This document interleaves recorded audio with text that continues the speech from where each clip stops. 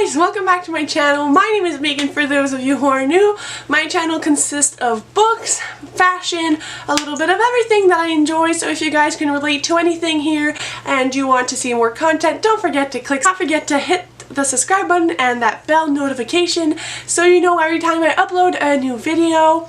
So today I am here with my favorite reads of 2017, which there were a lot of really good books that I read this year, so I thought I'd share them with you.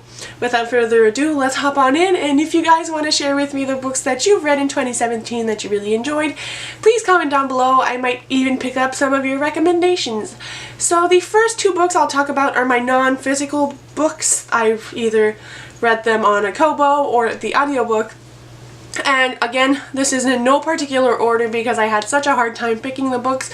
I didn't want to even have to think about putting them in an order. So the first book I have here is The Thing About Feathers.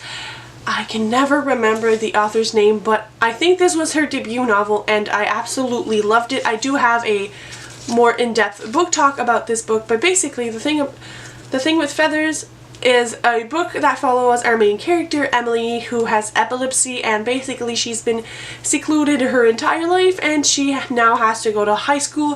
What I loved, one, is the diversity of the book. Two, I loved the simplicity and the message behind the writing and just how, like, it used Emily Dickinson references, which I thought made this book very unique, and it made it like a little bit more of a poetic book.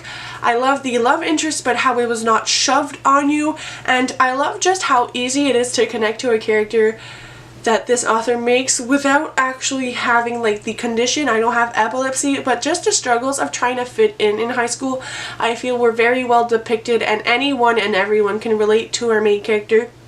And although our main character had a lot going on in her life, she was never whiny. She wasn't a main character that was annoying. I rooted for her the entire time, and she was a strong character even though she did sometimes just want to quit everything and go back home. She was strong in the sense that she did not make her illness the only thing about her, and she was very interesting for that. It's a very beautiful book. I did shed a tear, and it's just something that's powerful and something that was different. It wasn't a light contemporary, so it did make for a very great book. The contrast of that is a very light contemporary, which I read, which is Coming Up for Air by Miranda Kennelly. I loved this book. I read this book waiting at the airport, actually, in like the bus to go back home when I was on my trip to the Dominican Republic, and I just like literally flew through this book. This book follows our main character who is swimming, and she trains intensely, and she basically wants to get to try out for the Olympics, and we follow her and like her irregular schedule at school and all the things she has to miss out on in her regular teenage years because of swimming. I loved how simple this book was. Again, I love the theme behind it of like having to pick your battles. Like, what is more important to you? Is it swimming? Is it living your teenage years? Is it having a boyfriend? Is it going to like the Olympics? And just like this internal debate. I really love coming of age stories, and I love Miranda Kennelly's writing. It is very, very, very simple. It's more like a early teenage years kind of book, but they still really come close to my heart, so I had to pick it up, and I really enjoyed it. I love the plot line. I did swim when I was young, so I feel like I connected to that. And the boy in this book, on point, like fictional character I would probably date. So again, if it's a selling point for you, pick it up. I love that book. A book I read like really early in January of last year, so I had to make sure I did read it this year, is The Naturals by Jennifer Lynn Barnes. I've talked about this book a little too much on my channel, but I really enjoy this book. This book is like Criminal Minds, but young adult twist on it. We follow our main character, Cassie, and a bunch of other characters who have these abilities to help investigate in crimes. Like, some of them are profilers, others can tell if you're lying, and just like a bunch of stuff like that. And we follow them when they work with the FBI on cold cases, and it is so good. This book I love because we actually get to like see cold cases. It's not just like a plot that's put on the back burner. It's actually what we focus on, and the characters' development and how they feel different and just their interrelationships between them. But definitely the main aspect of this book is the CSI aspect that I love. It's just a really fun read, and I feel like there aren't many of these in like adult reading. So again, I will put up in the cards my review for this. I really enjoyed this and the rest of the series. 5 out of 5 stars for all of them. I really love this series. Another book which I've talked about on my channel is Turtles All the Way Down by John Green.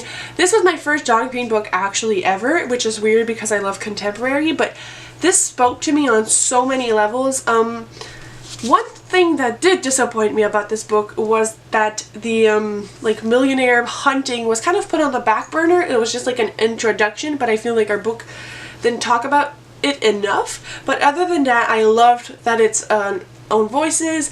I loved the OCD representation. I loved the main character and how like you could actually picture her struggles, and the way that John Green puts all of this into words was really what hit me hard. I feel like sometimes people with anxiety have a hard time explaining how they feel, but this book like actually makes you understand what it can be like to have anxiety or OCD or a mental illness, and it was beautiful. I loved the writing, and I love that this was definitely a character-driven book. These are my favorites, and so obviously I loved it, and it was just not too much. There wasn't too much romance, there wasn't too much of anything, and I just loved the balance in this book. I read this book in like one sitting, and I had tears because I felt so much for the characters. I love the side characters, which is not something I often do, like except in like Harry Potter or big series.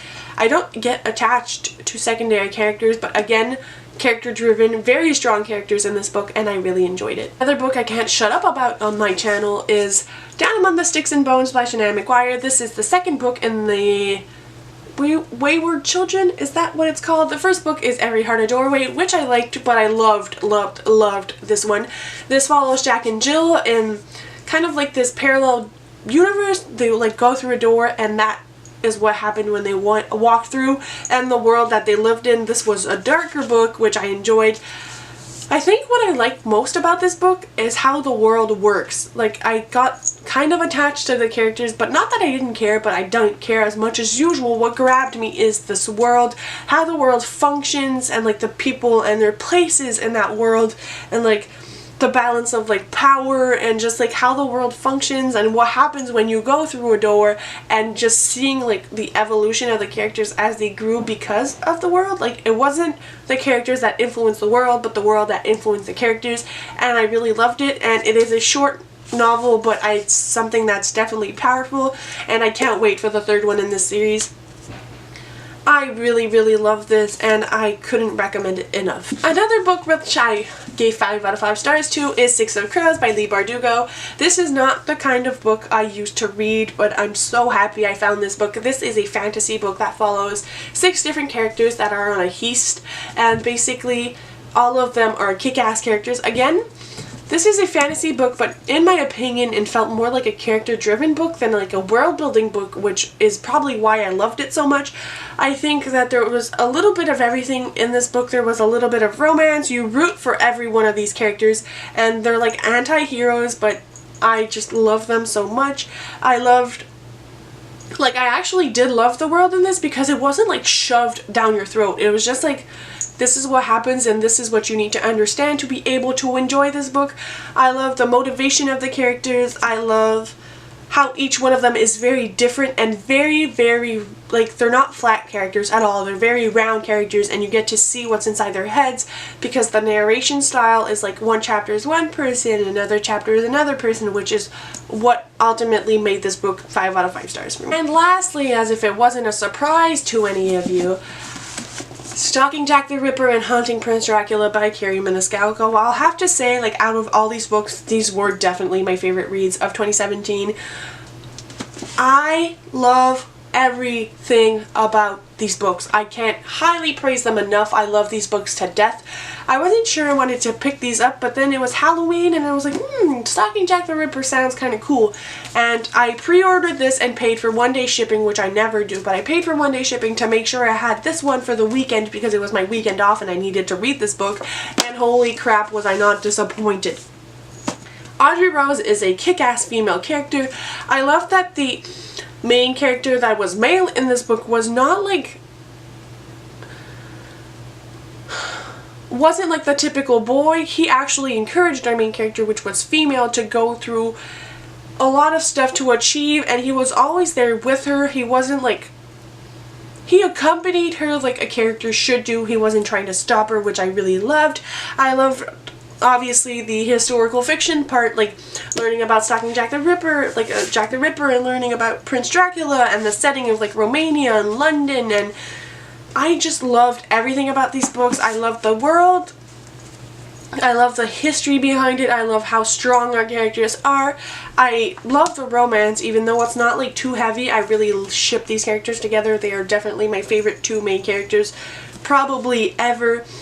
I found it super interesting that it was like a time period where females should not be in power, but what it looks like when a girl actually took control and decided, you know what, I'm going in sciences, and I just loved everything about this book. And there's a third book coming out in 2018 in September, and another one in 2019, and they're my most anticipated books of all times. I've never been one who like put practically like a countdown on my phone for a book, but this is what it did to me, and I'm definitely rereading these books over and over, and I just love them, and I love everything about them. So those are my favorite reads of 2017. Again, you guys feel free to comment down below what yours are, and I'll see you in my next video. Bye guys!